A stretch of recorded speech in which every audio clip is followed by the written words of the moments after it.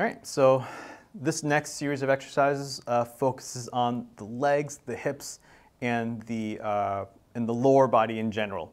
And this is, I feel, one of the most overlooked areas for anybody that's dealing with lower back or chronic back issues, is the impact that the muscles around the hip have on our spine. As we've talked about in different modules, everything in our body is interconnected.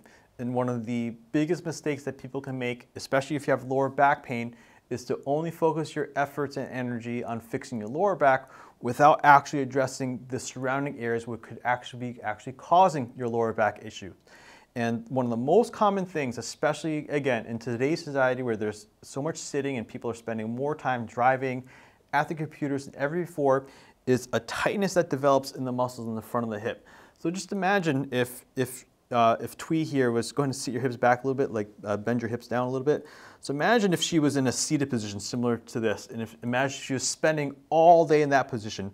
Over time, you'll get a shortening of the muscles right here in the hips, which starts to constrict and starts to really restrict the motion for hips to be able to come forward. What this does is, go and sit back in that position again, what that does is it places a tremendous amount of load in the lower back because the muscles in the front of the hip are constantly pulling her upper body downwards. And instead what we want to do is really start to show you how to stretch and open up a lot of the tightness that is probably going to form in your hips that could actually be causing your lower back issues. Okay? So Twee here, she's holding onto a roller and she's got a nice little soft cushion for her knees. And what I'm going to have her do is just kind of lift her left foot out in front to a 90-degree angle, like so. And I want her to try to get as tall and as upright as possible through her spine and through her back. All right.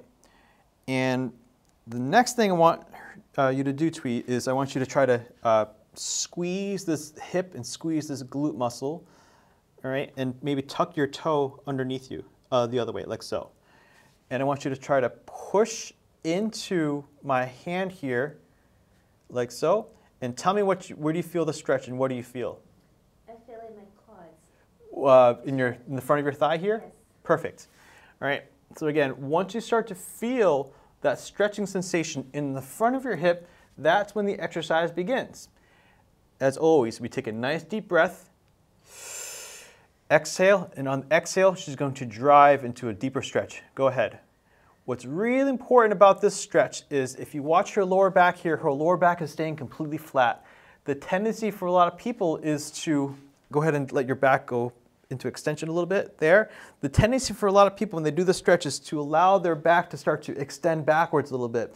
You don't want to do that. You want to make sure that you keep your abs tight. You want to try to keep your pelvis as level as possible here and really maximize the stretching sensation that you feel in front of the thigh. So deep breath in, exhale, and push in through my hand.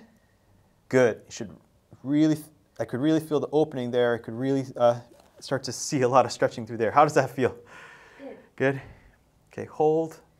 Couple more seconds. She's struggling a little bit, and that's good. That's okay. That means her body's really starting to relearn how to open up these muscles. That's why she's struggling a little bit.